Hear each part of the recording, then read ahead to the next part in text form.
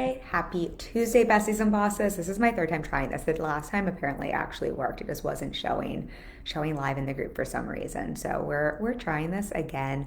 I will cut my chit chat at the beginning here a little bit since I shared that on the other version. If you want to hear my holiday plans, you can hear on that. But now we're a couple minutes into the 4 o'clock hour, and I want to get into the meat that we're going to chat about. But I do want to say hi to everyone in case you're catching this version instead of my first attempt to go live. Say happy Tuesday, happy early holidays. I do want to know what's everyone doing for the holidays. Do you have plans? Are you already done and kind of checked out? Is this your last day? Are you working through the end of the week? Are you excited for the new year? I love to hear from y'all. And we always give a giveaway on, this is a little low on the video. We always do a giveaway each week to thank you for being here, for spending your time with me. So this week we are giving away one copy to my self-study course. It's a 6-week course called Sell Out Without Feeling Like a Sellout. It walks you through the mindset and strategy of mastering the art and the practical way of showing up to sell without the ick. It's a great program, and if you leave a comment, if you say hi, if you give me any kind of indication that you're here now or on the replay, we'll pick winners probably on Friday and send that out. So you will get that, and if you don't want it for any reason, you can give it to someone else. But today I'm really looking forward to chatting with you. We're going to have a little bit, I'm just going to actually put my group to see if I can see if this is in the group. Hopefully it is. But we've been having I feel like the last few weeks I've been going live from inside the Facebook what's it called, program itself, instead of I used to do this on my phone, but that stopped working for some reason through the app, and it's not pulling it up the same way. So we might have to try another way. Anyway, hopefully this is live. It's saying it's live, so hopefully we're gonna have a great conversation and get to dive into things. So today, what we are going to talk about is a little bit. Oh, see, this didn't give you a title either, did it? Yes, it did. Okay.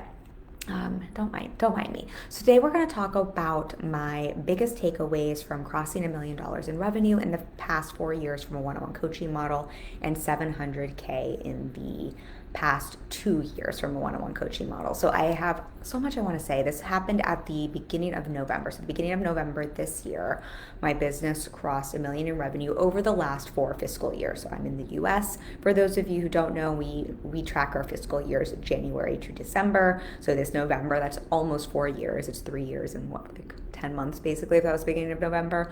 We generated $1 million in revenue from a one-on-one coaching model. I only offer one-on-one, or I think 99% of my income. We have a couple like $39 programs, but 99% of my income comes from one-on-one coaching, and very intentionally so.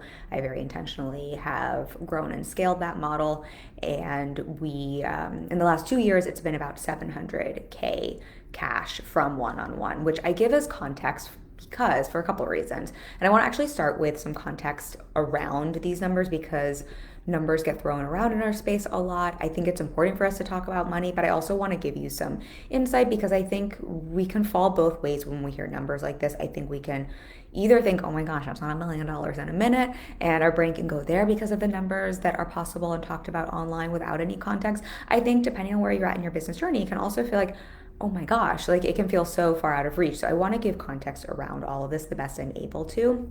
Feel free to ask questions if you have any around those. And then I made so many notes. I have actually so much to say about this in terms of some of my takeaways, but the kind of the core things we're going to dive into. And obviously if you have questions or if there's more stuff that comes up that you want me to share, I'm happy to do this in a live stream in the new year. I'm out of town next week, so we won't go live next week, but in the new year I'm happy to do another one if we want. But I'm going to share some of the really practical strategy I've seen contribute to that. Obviously, there's been more than one thing, but I'm going to just a couple key things that jumped out to me. It's interesting. I wanted to share some of my so-called failures with you, but I have such an interesting mindset around failures that it was actually hard for me to think of those. But I do have some failures I want to speak to. And I say failures very loosely in air quotes, and just some of my lessons around that have really supported my business over the years.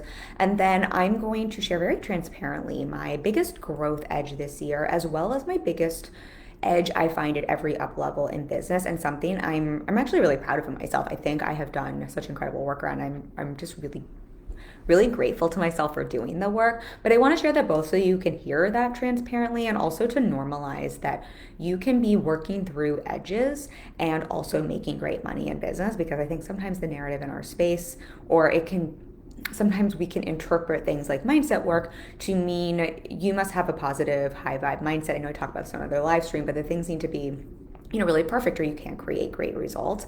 And I really see mindset work as learning how to emotionally regulate and manage your mind and manage your thoughts so you can very neutrally approach business. And I think that's a very, very different thing when it comes to making money through your business. So we're going to chat about all of that. I hope this is valuable for everyone.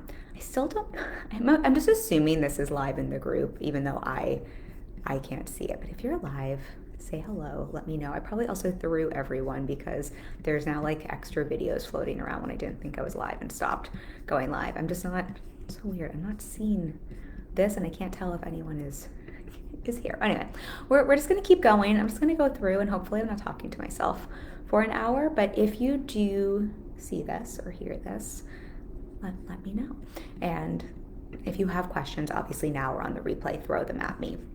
So, okay, I'm just going to start running through things here. So in terms of context around these numbers, I think the first really important thing to understand or to know is I've been in business for 6.5 years. March 2023, I believe, will be 7 years in business. So I give that as context because we're talking about the revenue from the last 4 years, right? But that means there were 2.5 years of business before that I'm not including in these numbers. And one of the reasons I'm not including them is, quite transparently, I wasn't making enough money in my business to be super great at tracking everything. Obviously, I paid taxes and did all of that, but it's more work than I'm interested in to go figure out exactly what I made in my business. We absolutely made money.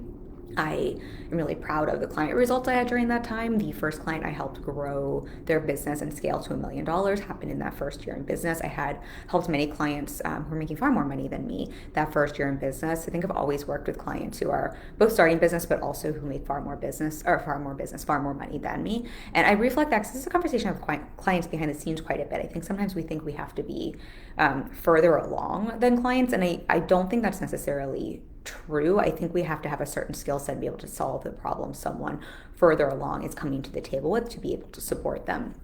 And that's always felt really good for me because I've always felt very solid in my coaching and in terms of holding someone at that level and supporting them to that level.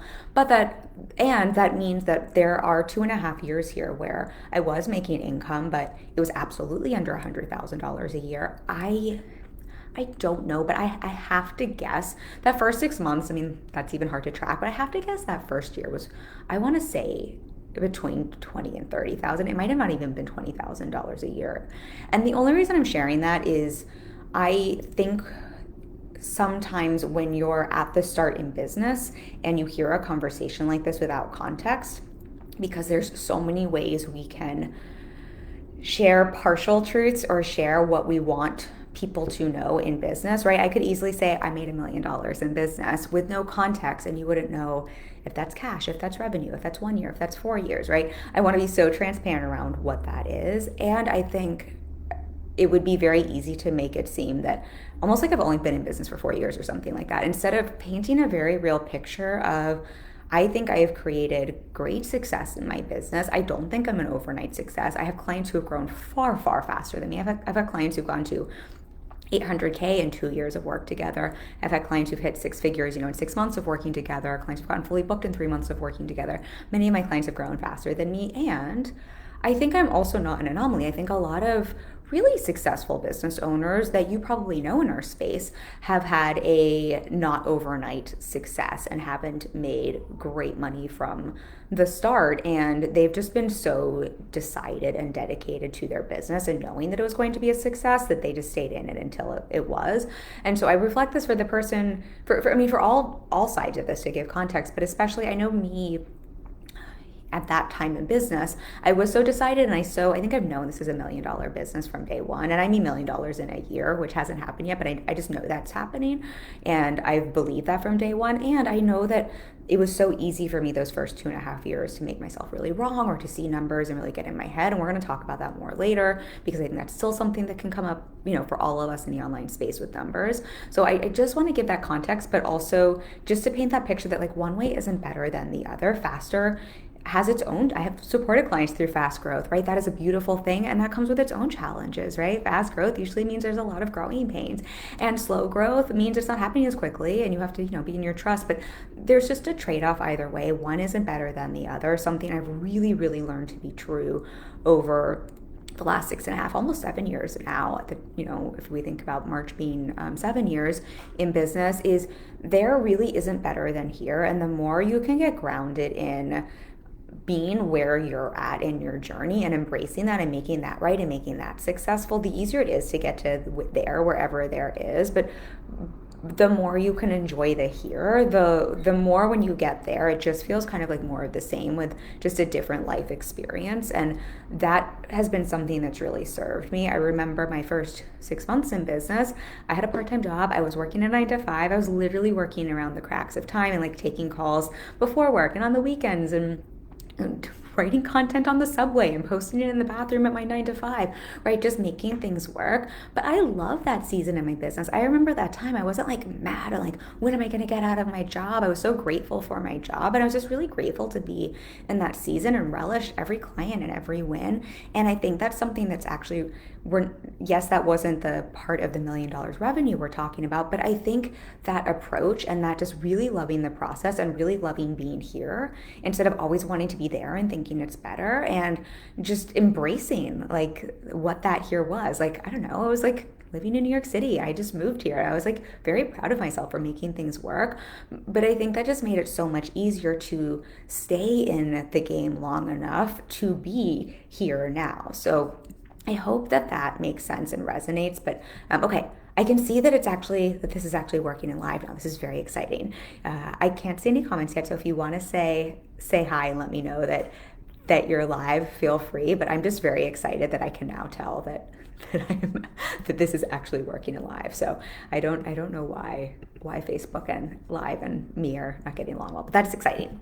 So I hope that resonates, but I really wanted to give that context because I think that's so important. The other thing I wanted to give context around that I'm honestly really proud of, and I want to be mindful of how I share this because I'm just proud of it. I think it's okay to say you're proud, right? I think that's something just to own that I'm proud of this. The revenue we have generated over the last 4 years, and particularly all $1 million in the last 4 years and $700K in the last 2 years has been all from one-on-one. And we have a really great profit margin. And both of those things I'm really proud of. Now look, one-on-one is not, I say this all the time, like that is the right way for me. That is my version of success. I'm so clear on that, and that is what I've intentionally chosen as my business model and to scale that. And I think groups can be beautiful. I think masterminds can be beautiful. I think courses can be beautiful. I have clients who have every business model, so this is not a live stream to like say one-on-one is the way. It is definitely the way for me and the way I believe I can best show up and support clients to create great results. And when I started my business, I was flat out told that my job, like my whole goal was to like scale out of one-on-one as quickly as possible, to figure out how, like the ascension model is what I was taught. And I was pretty much told that you can't make great money with doing one-on-one. It's not scalable. No one will pay for mindset work. Right? I was told all of these things. And before I had the evidence I do now, right? This is 6.5, 7 years ago. This is also before mindset work was cool, y'all. Like mindset in business was not cool when I started doing this in the online space. I just had to decide that is what I was like. That's what I was doing. Like, that's what I wanted my work to be around and believe in it kind of before it was a cool thing to believe in and before I had the evidence. In fact, that first 4 years of the $1 million revenue, that was my first 6-figure year. I didn't know when I started that year I was going to have a 6-figure year. I didn't know one-on-one was going to be something that I was going to have a profit sharing model. Thanks to my coach, who I've worked with for a long time now. I borrowed that from her, or learned that from her, I should say. I didn't know any of that. I didn't know that then that 6 figures would double, and then that would grow into 350, almost 400K, that we'd have 700K in 2 years from one-on-one. I didn't know that. I had to decide and get really solid on what I believe to be my version of success ahead of time and be so sold on that and so bought into that. And that's just something I'm really proud of, because I think it's easy to be proud of something when you like know it works. But that's the whole, I feel like when I'm coaching clients around all the time, we have to get sold on it being the thing and working before we see the evidence of it working. And I'm just really proud of Ask Kim for that and sticking in it when I didn't have the evidence. And I had a lot of people frankly telling me, that I was crazy in different ways. And so I'm really proud of that. And I'm really proud that we've been able to generate that kind of revenue through one-on-one and through a profit sharing model, which means my clients are also creating great results, especially since I added the revenue share model in later on in my business, meaning I grandfather my clients in. So I still have many clients who aren't on revenue share, many clients who are on lower rates than what our current rates are with revenue share, because I really like to honor those long-term relationships. And I have clients who've been with me for 4 years, maybe even 5 years at this point. I don't actually know. I'd have to look at that, but for quite a long time. So I think it's just really neat to see how not only are we scaling one-on-one, not only are we making that work, but like the way we're doing it is through our clients doing really well. So I wanted to give that context, and then also just to give the context of the other thing I'm really proud of, and I think just something I wish we were having more conversations about in our space. And again, one way is not better than the other, right? Groups aren't better than one-on-one. Like, I think they're just different, but we have to understand that in terms of the selling side, I think, and the client buying side. Just like profit margin, if you have a great profit margin, you don't have a great profit margin, it's not like one is better than the other. But I think understanding something like sharing $1 million revenue in 4 years instead of maybe say a year, the thing that I'm really proud of is we probably take home the same amount than as many businesses making $1 million revenue in 1 year because of the model and because of the profit sharing. I'm sorry, not profit sharing, because of our profit margin. And so I think that's just important context, but also just for anyone watching, as you're thinking about, what is the way I want to make money in business? I think, again, we can get so wrapped around just the number per month or the number per year and kind of almost lose context around how are we making our money?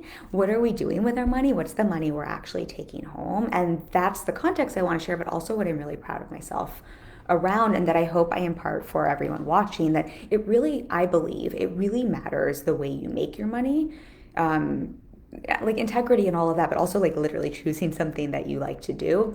And I think it matters what you take home, and it matters what you do with that money when you make it. Okay, so hopefully it's still saying I'm live. So I'm just gonna assume I'm still live. And if y'all have questions, you just throw them at me. And it's weird, I still can't see this in the group, but I am just assuming that this is working properly. It's giving me the red dot that I'm live though, and I can see the people. Okay, all right. I'm gonna keep going, y'all. So that's a little bit of context, but also some of my lessons, and I hope that is valuable to hear. In terms of some of the practical strategy, I was gonna start with the mindset, but I think some of the practical strategy, I'm just going to share a few pieces, might actually be really helpful to hear, and to hear the way I've thought about that. And then we'll chat a little bit of the mindset side of things. And then, just judging by the fact that we've already been chatting for like 20 minutes or something like that, I have a feeling we might need to save some of this for a second live stream. So when y'all are watching this now on the replay, let me know if you want to hear, if this is valuable to you, if you'd like to hear more insights from this. In terms of some of the practical strategy, I made quite a bit of notes here, but one of the, I'm just trying to decide what order I want to go with.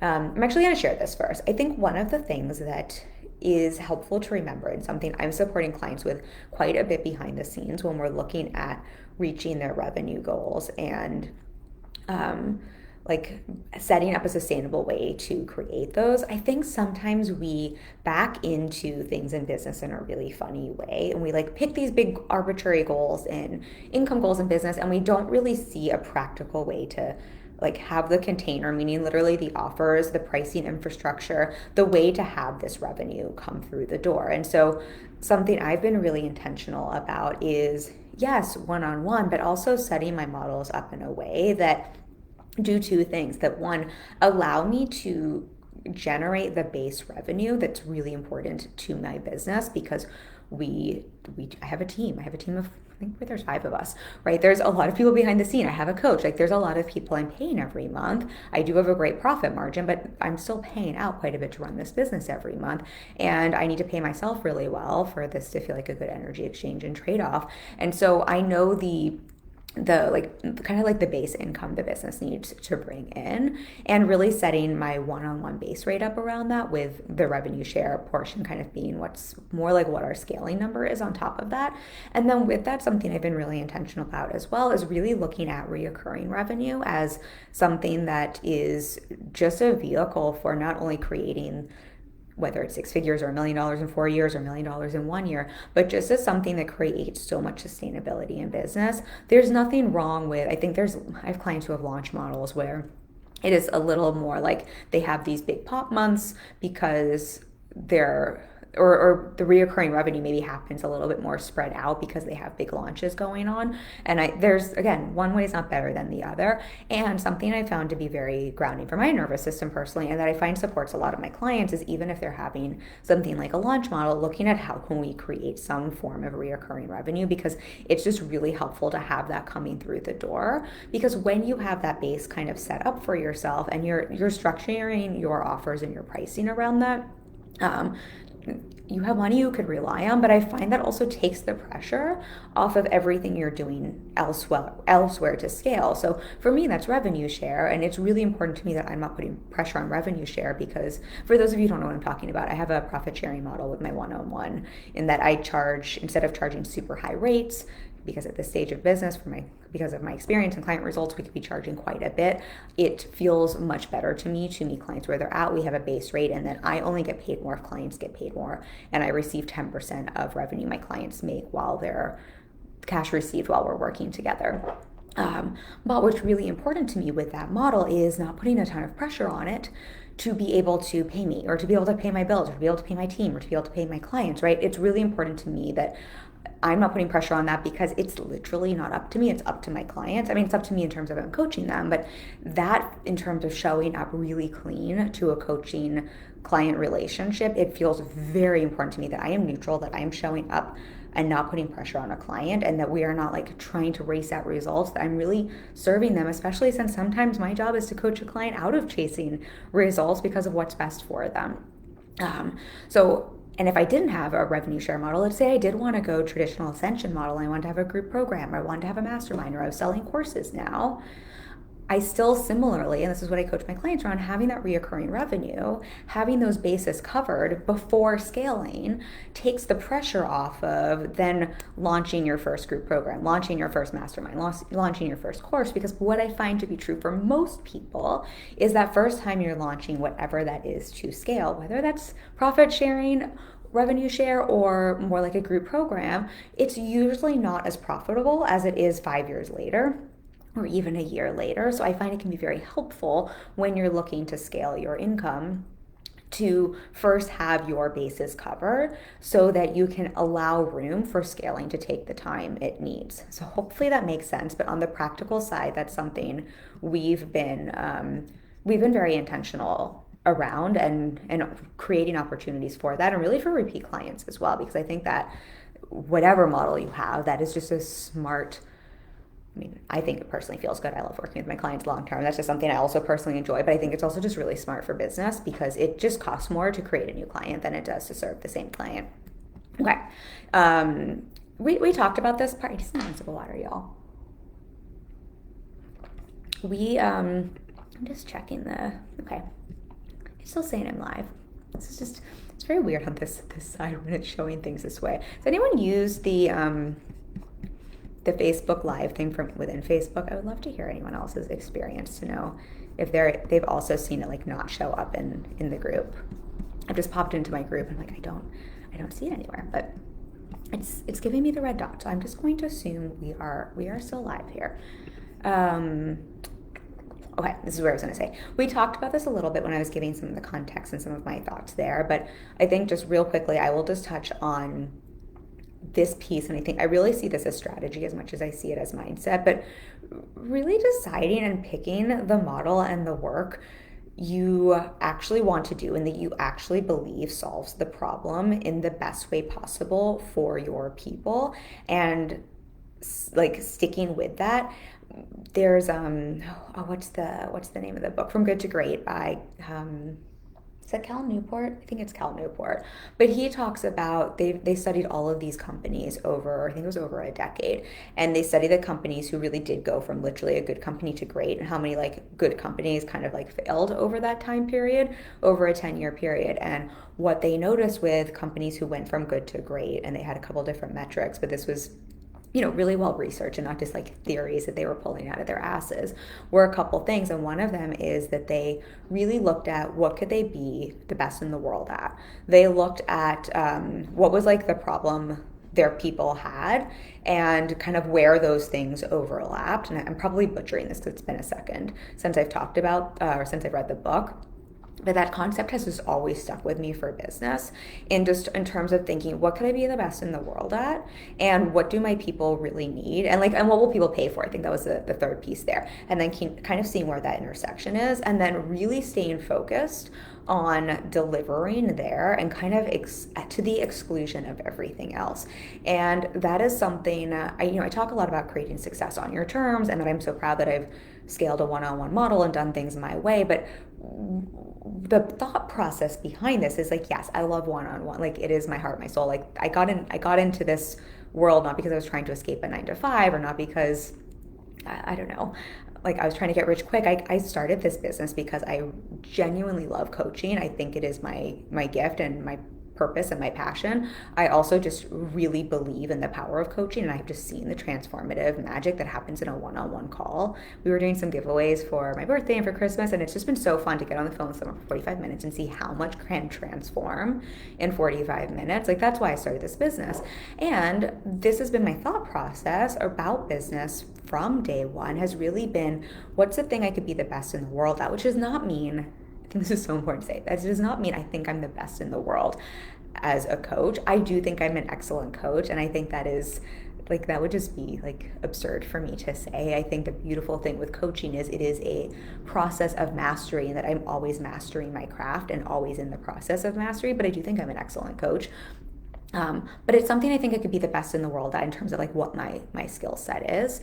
I'm clear on what problem my people need and what they would pay for, and that's what I've focused on, and to the exclusion of pretty much everything else. And I think that's been one of the strategic, like, yes, again, that's mindset, yes, again, that's clarity, but I think that's actually been a strategic thing that I've done really well. Part of the reason I think we've been able to generate the revenue we have, aside from, revenue share and things like that, is I've just been so focused on doing one thing really, really well, and getting better and better and better at that, and getting better and better and better at like understanding my audience, understanding my clients, refining our messaging, refining our marketing, refining our sales process, refining our client delivery.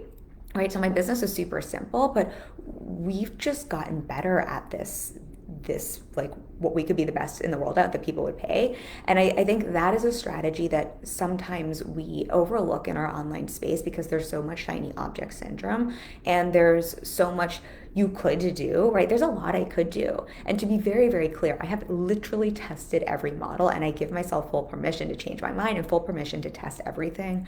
I ran a mastermind last year. I don't know if I would call it a test, but I ran a 6-month mastermind, decided 6 months was the exact beautiful right time to deliver that and to have that experience.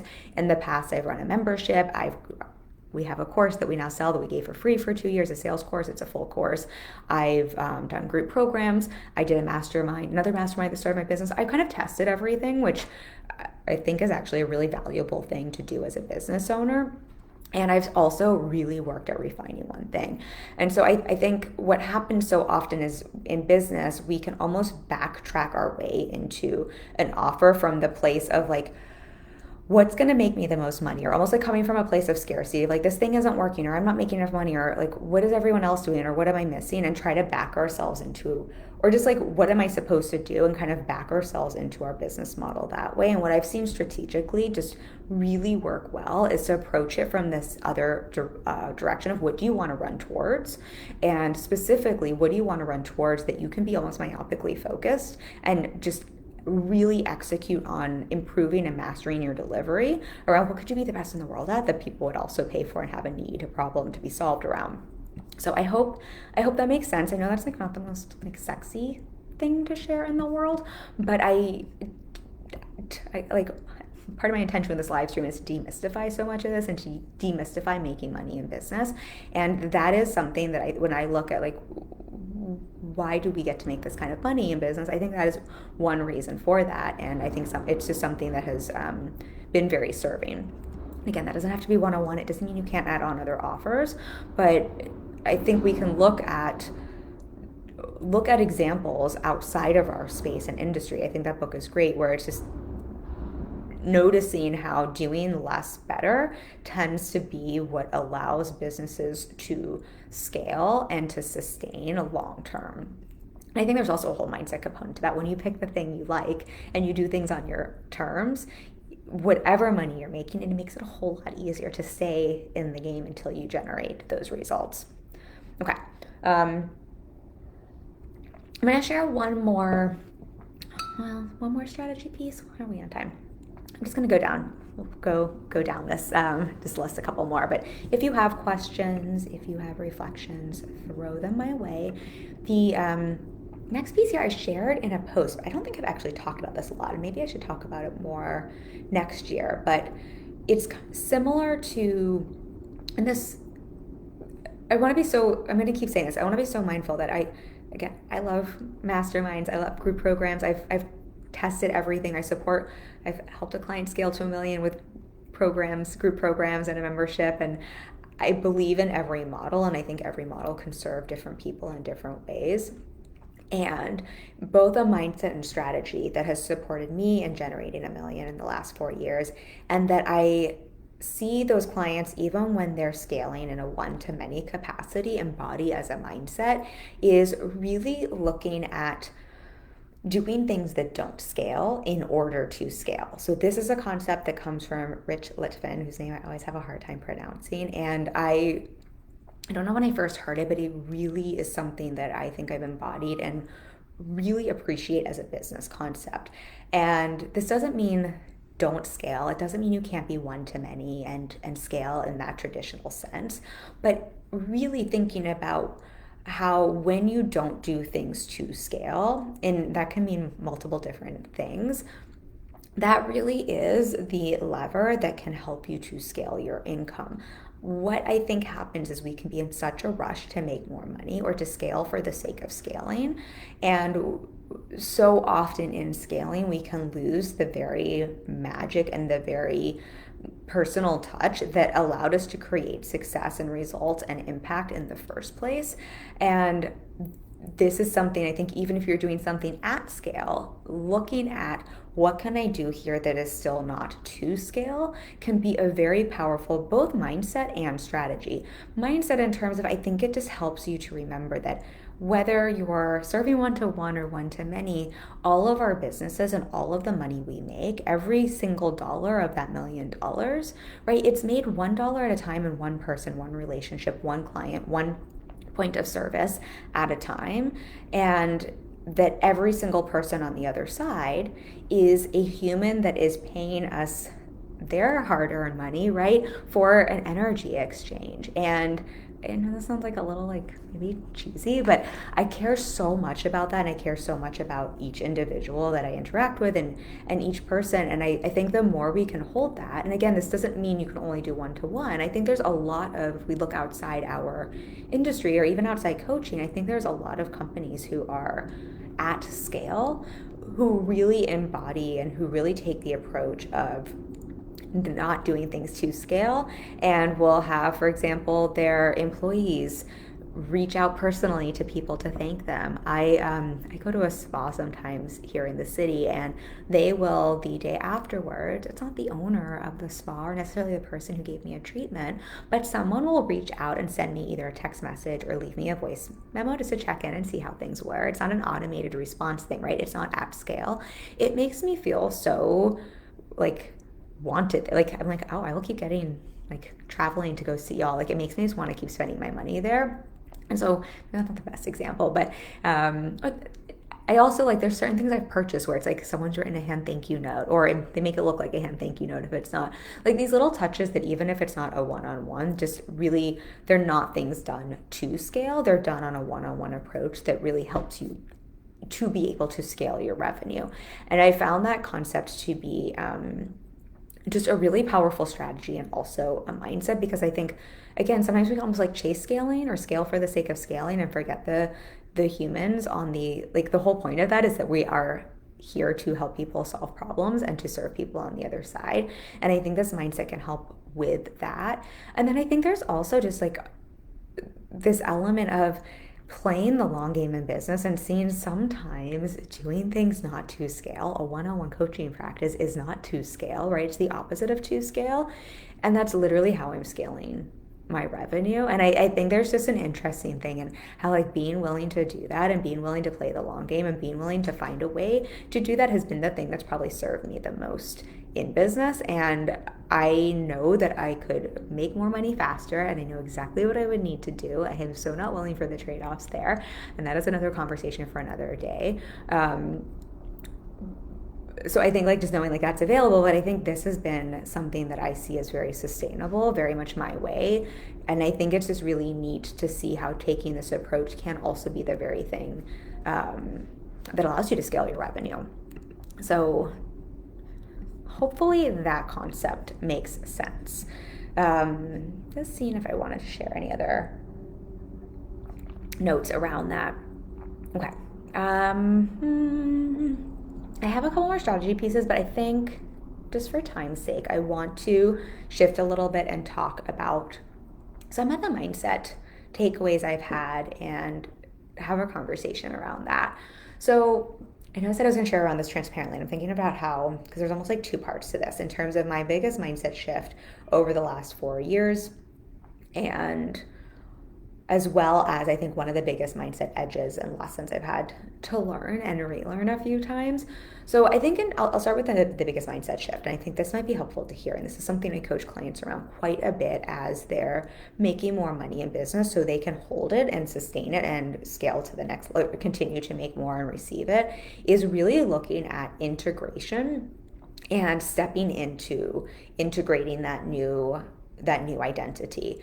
I know this can sound almost like a little wanky, but what I've seen to be true, both from my own experience and through this revenue, but what I've seen through clients is I talked about this on the podcast recently, but our identity is really what encompasses all our mindset and all our fears and all our stories, and it's what sets up the parameter, the boundaries by which we live our lives.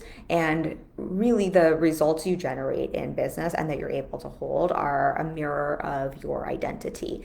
And what happens so often for all of us is we reach a new level of success, and we talk so much about the upper limit, but we expand past our current identity, right? So if I've currently had the identity of like, I'm struggling in business and I've like had a handful of clients, maybe I was making 60,000 a year. I'm making up numbers here because I don't exactly know what my numbers were before that. And then I up level to, I think that first of the 4 years was 125K, right? I'm suddenly like, I've expanded, I'm holding more clients, I'm receiving more money. And what happens is if we don't have an identity shift with that up level and we don't integrate that success and take a moment to pause and integrate it as a part of our new identity, what will happen is you will find ways to self-sabotage and to bring yourself back to what feels normal, to the identity, your previous identity, because you kind of haven't stepped into and expanded your new identity. And so then when you go from my example of like, it was 125, I think it was a 250K, and then I think the year after that was 360, something like that. Anyway, as we've done that, if I'm not taking the time to integrate, right, it's not that you can't keep creating success, but it's going to be very difficult to stabilize and to continue to hold that and to continue to keep growing. And at a certain point, you will upper limit or you will sabotage. And so much of what I help my clients with and what I really work on as well is that integration.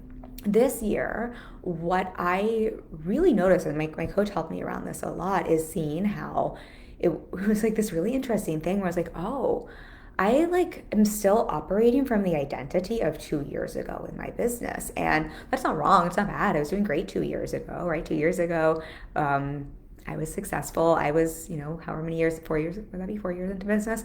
We were making money. Like I was holding I've been fully booked for over 4 years. So holding a full roster of clients, but I definitely had a different level of success and even just a different level of understanding around business and money and just by the like virtue of being on that many more hundreds of calls and putting in the time and the hours of experience from that time on.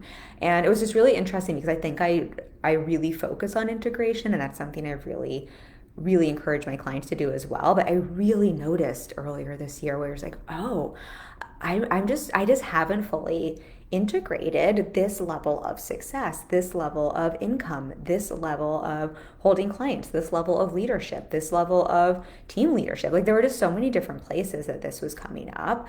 And so I would say one of the biggest mindset shifts and probably the biggest work I did this year was really focusing on that integration and really, bless you, not like stepping into my future self, not like trying to be the $1 million in a year version of me, but because I think that almost would have like had me bypass this level, but really focusing on integrating last year, like being today Kim, but also last year Kim, like really integrating those in all these different ways. So like mindset, identity wise, but also even in things like my messaging and in the way I was showing up, because that had almost been like set to a default from a few years ago as well.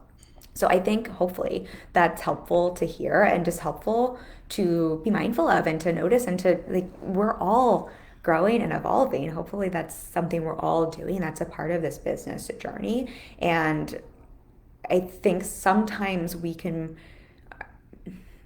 I don't want to say this is true for everyone. I think sometimes our space can perpetuate almost like chasing money and chasing the next level and like almost like getting outside of ourselves for that. And what I've just really seen to be true is that next level and being able to reach that next level, whatever that is for you, and being able to really hold it and sustain it, right? I think we can like pressurize ourselves and like not within our identity reach certain things, but I think it's a very different thing to reach something and to be able to sustain it month after month after month after year. And I don't know about you, but I'm going to be in this business for a long time. Like we're just getting started here, right? So if that's the case, I find integration is just really valuable, and it's where you allow for the sustainability but create a lot of safety and solid footing in your business. Excuse me. Got like a weird hiccup. So I would say that's probably some of the bigger mindset work I've done this year. And I know that sounds like a weird, maybe it's almost like really that's your mindset work, but that really has been, I think I've done so much work previously. There has been so much heavy mindset work and EMDR and trauma work and so many other things that I think I've gotten so self-regulated and so emotionally regulated that this has just been also in like that there was just space to focus on this as the work this year. The edge that I mentioned in the email, if you sign up for this, and I think this is something that I wasn't sure if I was going to share because I want to make sure just because we're not talking one-on-one, so I hope I frame this in a way that lands and makes sense. But I also share this on the podcast, so we're just going to chat about it. But one of the biggest edges I noticed around bringing in the $1 million revenue in 4 years and the 700K in 2, and something that I've done a lot of work around over the last year, and I'm really proud of myself because I think I'm in just like a completely different place in a headspace December of this year than I was December of last year. But that's really how to describe this, unhooking from or really separating the money in my business from my business and the work and the value and energy exchange of my work. I think there was last year a time period where I was really wrapped around the numbers everybody was sharing and really wrapped around needing to make a certain amount to demonstrate that I was successful and that I was a good coach. And I really had the noise in my head from our space, which I shared as very transparently, that I needed to keep making more every month to show that I was like a valuable coach. And the reason I'm so mindful of this is I'm very aware that we generate great revenue in this business, and I don't want, I just want to be mindful that I'm not like creating funky stories for someone else. But that was just kind of like the narrative that was going on in my mind. And I just had so much around like if my income was swaying like $2,000 from one month to the next, like really wrapping that around like how how would that affect the way people believed and perceived the value of my coaching? And I did a live stream around this at the beginning of this year. We talked about where I was celebrating my lowest income month. So I talked about that. We don't have to talk about it too much, but this kind of phenomenon was so much of what I unwound then, and really just started to see like, wait a second, I've been helping people grow to $1 million since my first year in business. If I have a 40K month one month and a 30 something K month the next month, or a 20 something K month the next month, like it doesn't actually, I'm not a better coach one day and not as good a coach another day. Like that doesn't even make sense. The truth is I keep deepening my mastery, and I think I'm a better coach today than I was yesterday, simply by the virtue of having spent more hours in deliberate practice in my mastery, in showing up to do the work, and also showing up to be coached myself powerfully, right? Like that's just been something I've done the whole time. So I think that is true, but it has nothing to do with the revenue or the income. And that's just something that's just been a big edge for me. And when I'm trying to think, I would say when I first learned that I had made the $1 million in revenue, because I kind of didn't realize it until halfway through November, because it's not something, this isn't like a monthly or a yearly revenue. This is something I was kind of like keeping an eye on for the last 4 years, because I think it's just a cool milestone to have crossed. I remember one of the first thoughts, and like just so transparently, one of my first thoughts was like, oh, but it was like in 4 years, not in 3. And it was just so wild to witness my brain doing that. And also to then think about, where does that even come from? Because I don't think that's for me. Quite honestly, I care about the money, but I don't care that much, and that I will continue to make more money, and I want to, because it represents my clients getting great results, and I really enjoy money, and I love money. I love what I can do with money, but my life from day to day doesn't change that much at this point anymore. But so it was just so interesting to see like, oh, it's because I'm just doing what we all do in the online space. I'm just hearing things and really taking them on. And that was just the work I had to unwind around a little bit. And honestly, why I wanted to wait before sharing some of this with y'all, because I wanted to make sure I was really clean and neutral, and before I like shared some of my takeaways around this. So I wanted to share that because I hope it's helpful just to hear that is just, I think, a normal thing that comes up in all of our brains. No matter, like, this comes up for me. I have clients who are making far more income than me, that this will still get kicked up around. And I think just noticing that and seeing it for what it is, I think the gift for me is, this is something that came up for me last year that I already done so much work around. So it was really easy for me to notice and to unwind. And I think it was actually the gift I'm hoping to impart to you, and something I've just really been sitting with recently, is exactly this, just like really seeing money as separate from business and the value you deliver. And I think this is such a duh. I was talking about this with a client today, and such an obvious thing, but it's just something that's like really just been talking about integration, just really integrated in my system in a completely different way, and in such a way where it's like I'm trying to think of how to say this, because it's not that I don't care about the money. Of course I do. And of course I care about the money my business generates for many reasons. If nothing else, I want to pay my team, and I want to pay as well. Like there's, multiple reasons there, but there's, I feel like this almost gave me the opportunity to unhook from any residual feeling there was of like proving or chasing or comparison, or thinking that meant something about the work we're delivering or the quality of the coaching. And I'm really actually grateful. I think this is where sometimes we hear things like this, or we have an edge, or we have something come up, and I think it's so easy for us to make that wrong. It's like, oh, here's one more thing I have to work through.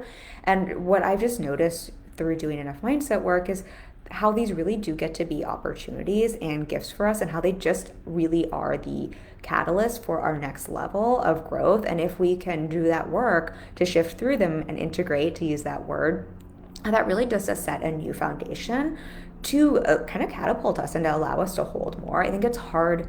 I talked about this on the podcast a couple of weeks ago, but I think it's so easy for us to say we want more in business, whether it's more clients or more revenue, and to not understand either strategically or team-wise or energetically or capacity-wise or emotionally what we need to actually have the capacity to not just receive, but to be able to hold that kind of success, or that many clients, or that much money, right? I know everyone's like, oh, that would be such a great problem to have, but the truth is, that whole identity and integration piece I was talking about, it really can like stretch someone's nervous system. And if we're not looking at these edges that come up as, oh, what if this is actually just the opportunity for me to lean in here and to see when I lean into this and I do the work here, this really becomes a new foundation that because I've now moved through this, I'm that much more primed for the next level and to be able to not just receive it, but to have and hold it.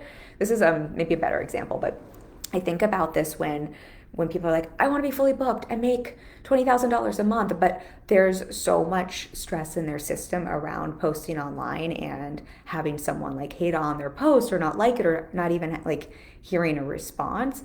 And that's not wrong. I think that happens for all of us, right? Like that is part of the business learning journey. And I think then just seeing like, oh, well, if we learn how to navigate or how to handle that person who leaves a negative comment, or if we learn how to regulate around not hearing feedback or a comment, that becomes literally part of the identity shift that sets you up to be able to hold more clients, because it's tough to hold more clients if you're so worried about them responding or not responding, right? These are all like micro situations. It's almost like you're having an opportunity to set yourself up around, to regulate your nervous system, to set your mindset set up around so that you can have that kind of like that next level thing you want.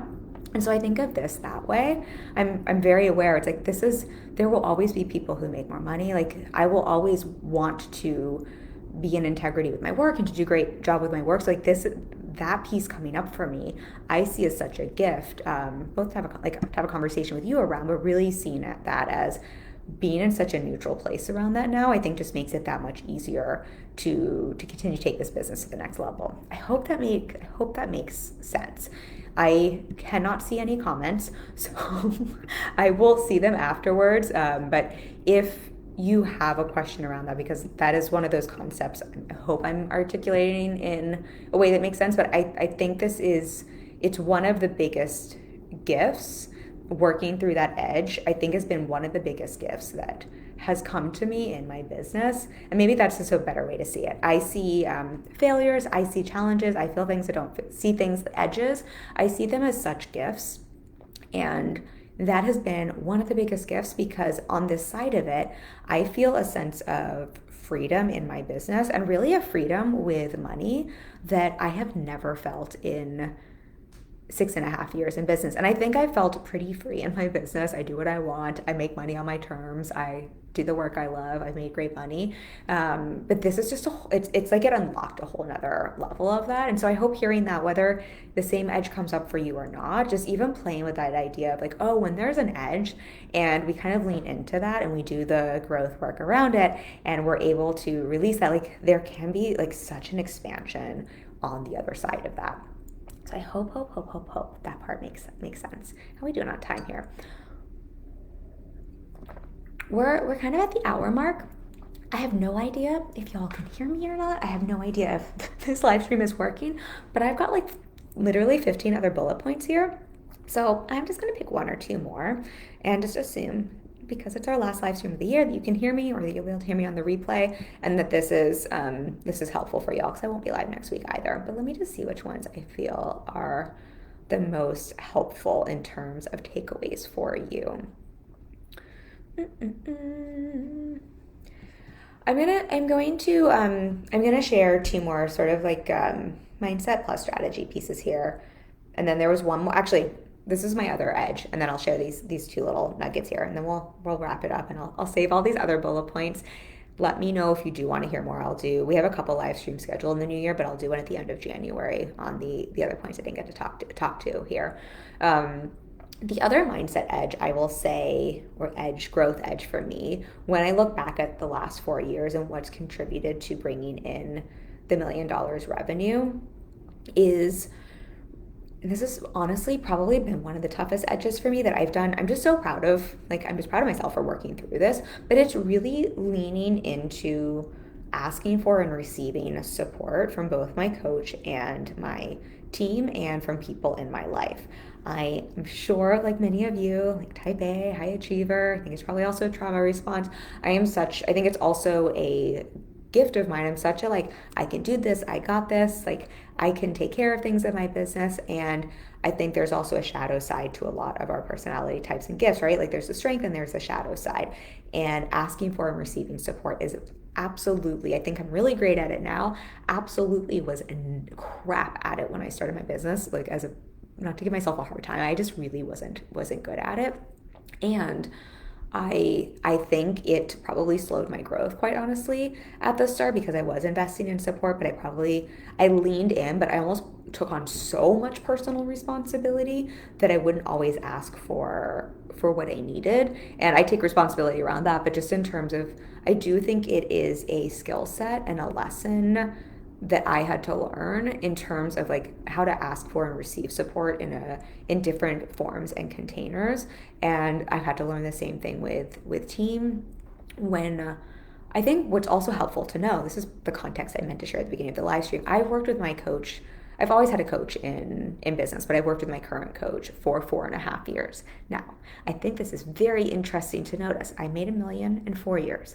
I've worked with my coach for 4.5 years.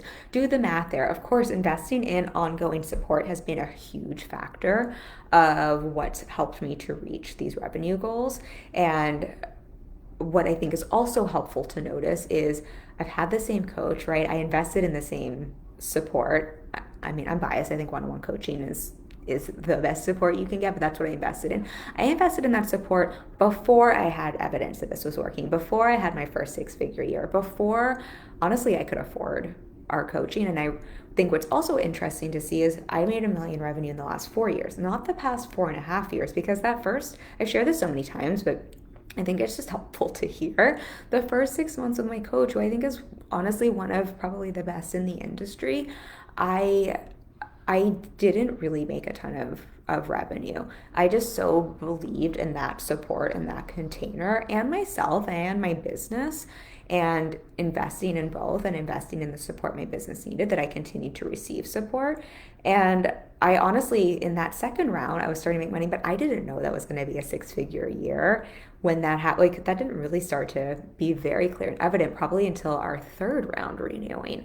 So I think there's just a lot of evidence there around support, the importance of support, investing in the right support, investing in ongoing support, investing in support before you have results, investing in support even when you don't see the results. Obviously, if it's not the right support, I think that's a different conversation. And something that I really learned and have learned through being coached by someone who I think is an excellent coach, but also through growing a team, is it is not easy to ask for and receive support. I think sometimes we think that would be so easy, but if you are a type A, if you are a high achiever, if you do have some trauma responses that have you like want to control more, if you do have an independent personality type, if you are avoidant, I mean, there's so many different, it's almost not worth going through all of them, but I think just to normalize that this all sounds great, and I think we talk about this so much, but to really normalize it, I think there can be a learning curve to asking for and receiving support. And I remember my first 6 months with my coach, I mean, I showed up. I think I'm an excellent client in that I really show up for my 100% of the client-coach relationship, but I now lean in such a different way, but I also lean in to ask for what I need in such a different way than I probably did at the start. Similarly with my team, we did a whole live stream on this with Katrina, so it's not necessarily worth doing. I can, if you want, you can probably find a link to that. But I've had such a growth edge there just around really allowing myself to be supported and seeing how that is so a part of what allows you to continue to make more revenue in business. And a huge shout out to my whole team. A lot of my teams, I think all of my teams with me for over a year. Well, no, almost a year. But some of my teams with me for maybe 2 years. Anyway, for a long time. I love and appreciate my team so much. I would not have this revenue in my business. I would not be able to run a one-on-one business model and support clients at the level I do and support as many clients as I do if I didn't have support behind the scenes from my team. Like I just flat out would not be able to. That's not me like nagging on myself or anything. I just like actually would not be able to. Definitely not, and would not be able to put out the amount of content and value that we do. So I'm very grateful to my team, and that's just been an edge in so many different ways. And I think sometimes we talk about mindset where it's like, just believe in yourself all the time. And of course, that's a mindset that's important, to be sold on your offers and be sold on your work. But I think there's sometimes these nuances to mindset we don't realize, where it's things like, how can we relinquish control? How can we allow other people to support us? How can we allow other people to be better at certain things in our business? How can we allow someone to take the reins on things and not know what's going on? How can we allow people to even make mistakes on like things, you know what I mean? And let that be okay and lead around that. And that has just been, I think it's been such a gift. I think it's translated to my marriage and to other places outside of business. It's just really served me. And I think that's just a great thing for all of us as business owners. I think that's just such a key part of being able to grow and continue to scale your revenue.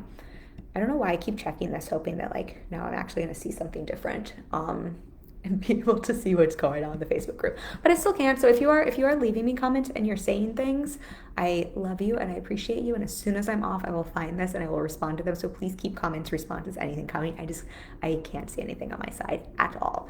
So that was the other growth edge I wanted to make sure I spoke to. And I don't even know if you can see this. So I'm just going to keep chatting because I hope this is valuable. The two other pieces I'm just going to real quickly talk on, and then anything else I will share in the new year that I've just been thinking about lately in terms of what has contributed to the success of this business, and really what I'm supporting clients around as well, and what I'm seeing as my clients move through different things, and that I give them so much credit for, but that I really see contribute to long-term success. And I've probably been harping on this a lot, so if you've heard this from me before, I'm just going to harp on it again because I think it's valuable to hear. But one is really, I'm trying to think of how I want to describe this, treating your business like a business and not as your emotional dumping ground, is a lack of a better way to say it, and not as your place to get emotional validation or to self-soothe through. And learning how to emotionally regulate and to manage your mind, to not necessarily be super high and low or addicted to getting wins from your business, because that's still looking to your business to give you validation or to soothe, but really learning how to separate you as a human and your emotions and your feelings and your thoughts, and how to regulate and how to manage your mind so that you can really just be a neutral human that then can show up to treat your business like an actual business. And that has been, I think, something I've been good at in my business from day one, and that I have gotten exponentially better at year over year over year. And I think the income matches that. I talk so much about like manage your mind, and what I really think about that is, and we talk about this on another live stream, but I think so often we think mindset work means be super positive all the time. Look, I'm here for positivity. I love me some high vibes. And what I've really seen is, if you want to make more money in business, there's almost this way in which we get addicted to chasing highs. And I actually think when we're chasing highs and the high highs are then followed by the low lows, I think that's actually not quite emotionally regulated, and really asks our business to be a way we get validation, or a way that we get our dopamine hits, or a way that we self-soothe, or a way that we avoid trauma. I definitely have done that in my business in the past. I've broken up with that pattern, I will say, right? But I think this can show up in business a lot. And what I have really seen to be true, and I'm not hating on positivity or high highs, have your high vibes, like that's all a great thing. I'm a very happy high vibe person, I guess. And what I've really found to be the best high vibe that manifests the best results in business and really allows you to show up like a CEO. And I think sometimes CEO almost gets like wanky, and I keep saying the word wanky. I'm not British. I am British, but I don't have a British like vernacular. I don't know where that word came from. Maybe it was on a show I watched. Anyway, I think sometimes CEO, we almost use the phrase too much in our space, but I want to keep using it because I really think sometimes we forget as business owners that we really are the CEOs of our businesses, and there's a certain thought process and way to approach business when we're thinking that way, and when we're treating, running, leading our businesses that way. And what I have just really seen to be valuable for me, and something that I think I've just mastered on a new level, and something I really coach clients around as well, is yes, managing my mind, but it's really getting to this very neutral place where it's like, it's not high, it's not low, and it's, this kind of goes back to the edge I was speaking about earlier, where it's like, it's not really chasing things, it's not really looking for those peaks, it's sort of like, if we have a big income month, that feels exactly the same as if we have a low income month. If we book a new client, that's great, but that feels the same as if we close out a client. Like it's sort of just seeing like, how can we bring the emotional gauge in business way, like almost like less up and down, but just like if we're thinking about one of those graphs, a lot tighter, where we just start to see everything as like, well, booking a client is normal, just like closing out a client is normal, having a big income month is normal, just like if you have a lower income month after a high pop, like that is normal. And just really starting to normalize and neutralize, and I guess it can start to feel boring, but being just less addicted to those highs and lows, because otherwise what I find happens is not only is this not regulated, but literally the way the brain is wired, if you're getting your dopamine hits, essentially, dopamine is what makes you feel really good, and that's a form. Dopamine is also one form of motivation. It is a neurotransmitter that when you get a dopamine hit, you are driven to want to create, to have more of what created that hit in the first place. It's kind of like, it's not kind of, it is what creates addiction to gambling or addiction to cocaine. I think many of us can unintentionally create an addiction to business, to the highs and lows, where we are chasing those dopamine hits because that's the way we know how to drive ourselves to take action, and how we know how to, like, we're just chasing those highs and lows. And so what I find really helpful when I talk about regulation and managing your mind is when you can learn not to chase those highs and lows and really show up in a more neutral way. That I find is such a spot of magic in business, because you're just not being fueled by an addictive quality or by things that can sway you so much, right? Because high highs and low lows, I mean, that's a lot to ride, as opposed to just like, it's just another day in business. Like, it's all kind of like, it's just kind of neutral. And what I have found has been very serving for me, and I hope this is valuable for everyone to hear, but instead of chasing those highs and then conversely being spun out by those lows, when I can see both highs and lows is kind of like, they're all just a part of business, right? Like, it's not that I'm not happy and excited when I book a new client, but like, just seeing like this is all just simply a part of business and the way business runs.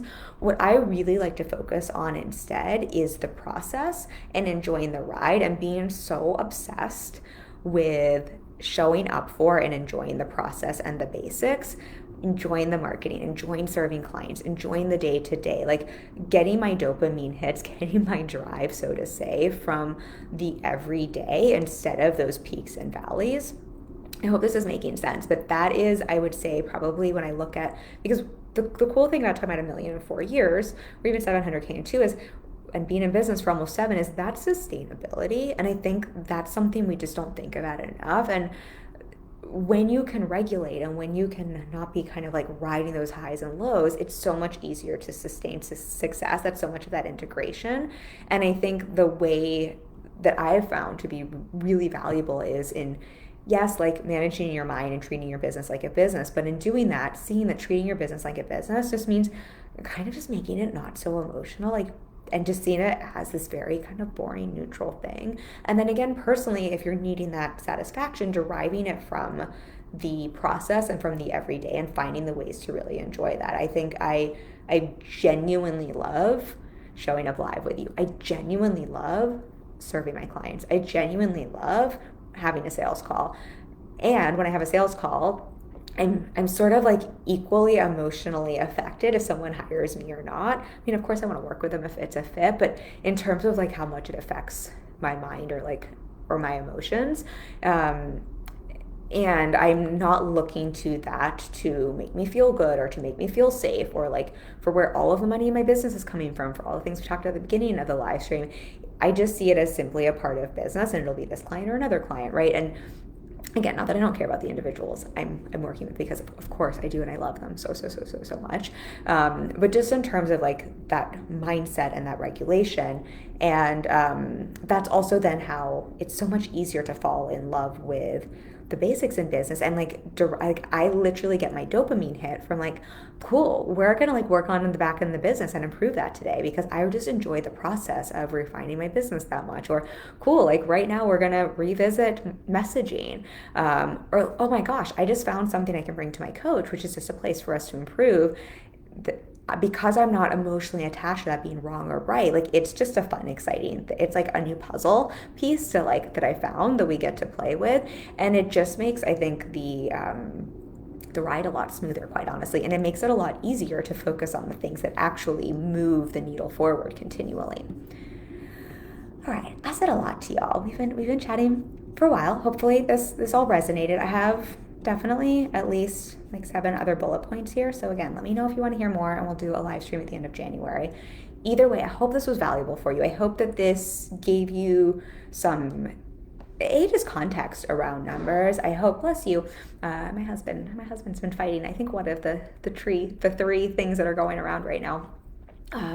I hope this gives you some insight into numbers. I hope this gives you some insight into just really looking at practical strategy, looking at some of those mindsets that have both supported me, that I see support clients as well, and just gives you some things that you can take tangibly for yourself as you look to next year, whatever your income goals are for next year, whether it's to make your first 6 figures or it's to make your first 7 figures in a year or in 6 months or whatever that is.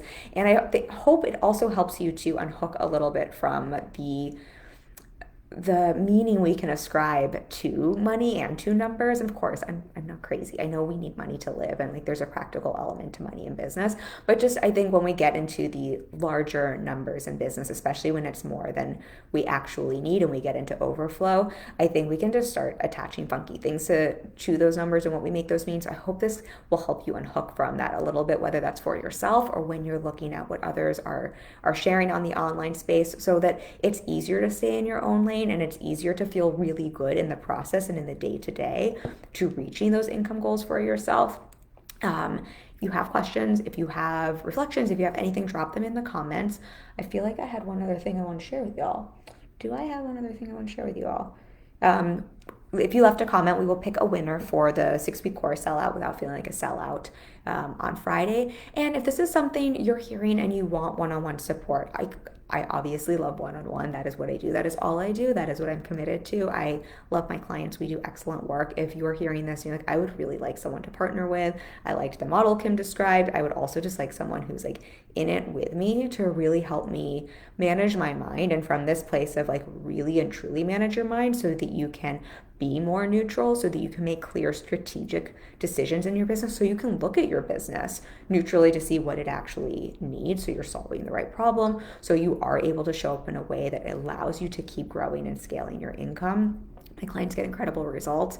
We had 11 clients last year make their first 6 figures. Many of those clients went on to make multi 6 figures this year. My clients have done everything from 0 to 250K to 0 to 800K. I've helped clients scale to $1 million plus. And more importantly, what I'm so proud of is they all do this in a way that really is on their terms. Everyone has a different model, everyone has a different strategy, and they really learn how to think like a business owner and approach their business that way. So if that's something you want support with, I will drop a link for a discovery call. Obviously, we're about to go on the holidays. I think we have some openings right at the end of December, but we are opening up some spots in January and February, and I would love to connect with you and I would love to support you. And then either way, y'all, hopefully you could hear me. Hopefully this is actually in the Facebook group, but I'm wishing everyone the happiest holiday, whether you celebrate Christmas or something else. Happy holidays. I will not be live next week, so I am just thinking about you. I wish you the happiest new year.